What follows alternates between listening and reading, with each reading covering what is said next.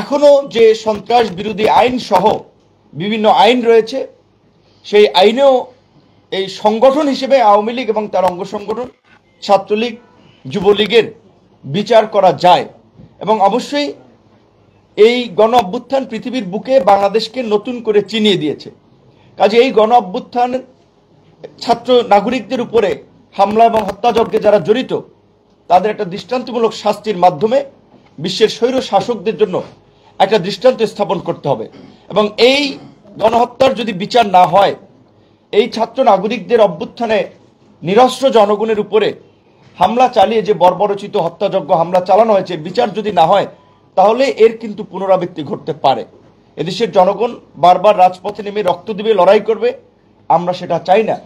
আমাদের সকলের সমর্থিত অন্তর্বর্তীকালীন সরকার, যদি আমাদের সাধারণ সম্পাদক বলেছে কি প্রক্রিয়ায় গঠন করা হয়েছে এই সরকার, কোথা থেকে কারা উপদেষ্টা এসেছেন, কোথা থেকে লিস্ট এসেছে, এইগুলো কিন্তু গণ অধিকার পরিষদ না, কোনো রাজনৈতিক দল জানে না।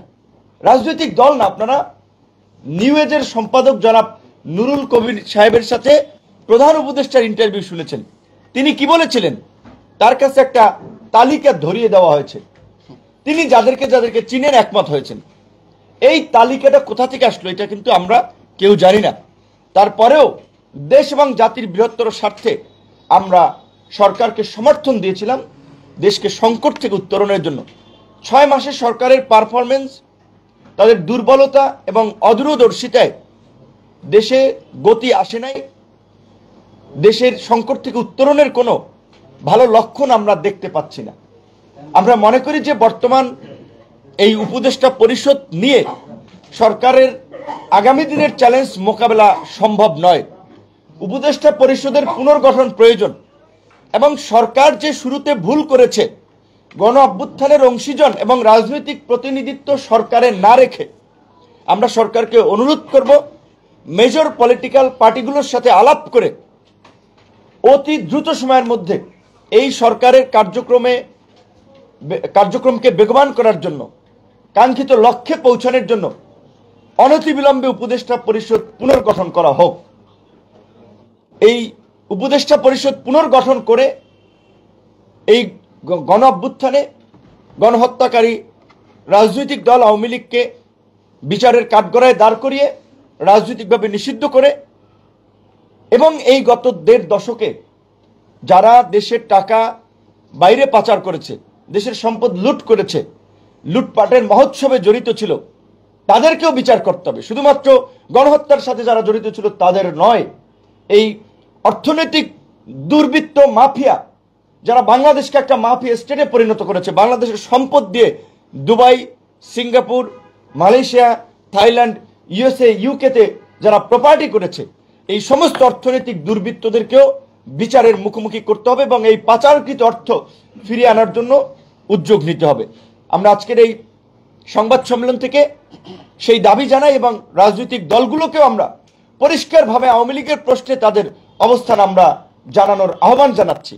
একই সাথে এই আন্দোলনকে কেন্দ্র করে ছাত্রদের যে প্ল্যাটফর্ম, বৈষম্য বিরোধী আন্দোলন কিংবা তাদের জাতীয় নাগরিক কমিটি সহ সকলকে আমরা বলবো, আমরা ছাত্রদের শুনি সচিবালয়ে সচিব কিংবা বিভিন্ন তদবির নিয়োগকে কেন্দ্র করে গন্ডগোল, হট্টগোল, হইচই, কিন্তু আমরা এখন পর্যন্ত এই নেতৃবৃন্দকেও দেখতেছি না যে গণহত্যার বিচারের দাবিতে তারা রাস্তায় ধারাবাহিকভাবে কর্মসূচি চালিয়ে যাচ্ছে। এখন গণহত্যার এই বিচার আমরা মুখে মুখে দাবি করছি, কার্যকরভাবে কেউ কিন্তু কর্মসূচি দিচ্ছে না, জোরালোভাবে বক্তব্য দিচ্ছে না। কারণ ভোটের রাজনীতিতে তলে তলে সবাই আওয়ামী লীগকে কাছে চায়। এইটা যদি রাজনৈতিক মানসিকতা হয়, সেটা এই জাতির জন্য দুঃখজনক হবে এবং এটা একটি অশনি সংকেত। তাই আমরা পরিষ্কারভাবে যারা গণ অভ্যুত্থানের স্পিরিটের আলোকে আগামী নতুন বাংলাদেশ বিনির্মাণের কথা বলছি, এই ছাত্র জনতার ত্যাগকে ধারণ করে একটা বিশুদ্ধ রাজনীতির কথা বলছি, তাদেরকে অবশ্যই গণহত্যাকারী রাজনৈতিক দল আওয়ামী লীগের প্রশ্ন অবস্থান পরিষ্কার করতে হবে। সরকার কি ভাবছে, অমুক দল কি ভাবছে, নির্বাচন কমিশন কি ভাবছে, সেটা বিষয় না। বিষয়টা রাজনৈতিকভাবে আমরা আওয়ামী লীগের রাজনীতি আগামীতে চাই কিনা। আওয়ামী লীগের মতো গণহত্যাকারী দল নির্বাচনে অংশগ্রহণ করবে, আমরা রাজনৈতিক দল সমূহ সেটা চাই কিনা। উদরপিণ্ডি বুদর ঘরে চাপানোর সুযোগ নাই। দায় সারা বক্তব্য দেওয়ার সুযোগ নাই। গণ অধিকার পরিষদের পক্ষ থেকে আমরা প্রাথমিক ইনিশিয়েটিভ শুরু করেছি। এতদিন পর্যবেক্ষণ করেছি যে যারা আন্দোলনের নায়ক দাবি করছে, আন্দোলনকে কেন্দ্র করে প্ল্যাটফর্ম গড়ে তুলছেন, সরকারি সুযোগ সুবিধা নিচ্ছেন, তারা কি করছেন। অন্যান্য রাজনৈতিক দল যারা ক্ষমতায় যেতে চায়, ক্ষমতায় যাওয়ার জন্য মুখিয়ে আছে, ক্ষমতায় না গিয়েও যারা বিভিন্ন জায়গায় নিয়ন্ত্রণ করছে, কার্যত সত্য। আজ যদি প্রশাসন দেখেন, গণমাধ্যম দেখেন, ব্যবসায়িক কমিউনিটি দেখেন, সুনির্দিষ্ট দু একটি রাজনৈতিক দলই তো এই কমিউনিটিগুলো নিয়ন্ত্রণ করছে এবং তাদের আধিপত্য কার্যত কায়েম করেছে অলিখিতভাবে হলেও। তাহলে আওয়ামী লীগের প্রশ্নে তাদের নীরবতা কেন? আমরা সেটা জানতে চাই এবং দেশবাসীকেও এই সম্পর্কে আমরা জানাতে চাই। গণ অধিকার পরিষদের পক্ষ থেকে আগামী 5ই ফেব্রুয়ারি আমরা এই জেলা প্রশাসকদের মাধ্যমে প্রধান উপদেষ্টা বরাবর এই স্মারকলিপির কর্মসূচি, এরপরে ঢাকায়ও এই গণহত্যাকারীদের রাজনীতি নিষিদ্ধ এবং বিচারের দাবিতে ধারাবাহিক কর্মসূচি আগামীতে অনুষ্ঠিত হবে এবং অপরাপর রাজনৈতিক দল, গণ অভ্যুত্থানকারী অংশীজনদেরকেও আমরা সেখানে সমর্থন চাই। সকলকে ধন্যবাদ এবং কৃতজ্ঞতা। আসসালামু আলাইকুম।